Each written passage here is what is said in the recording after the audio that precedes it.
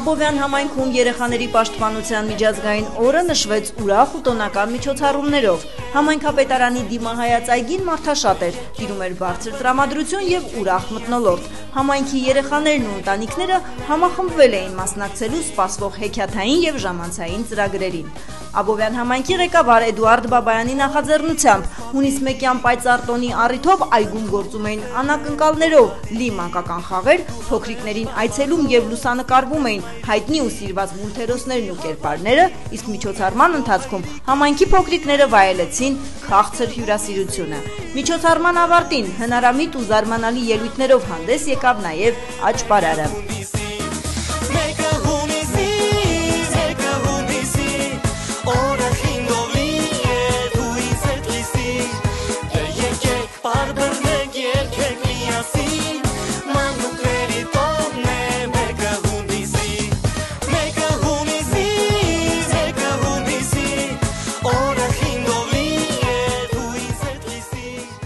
Կրկին շնորհավորում ենք մանուկներին հունիսի 1-ի ջերմ ու լուսավոր տոնի կապակցությամբ, մաղթում հիշարժան ու երջանիկ մանկություն։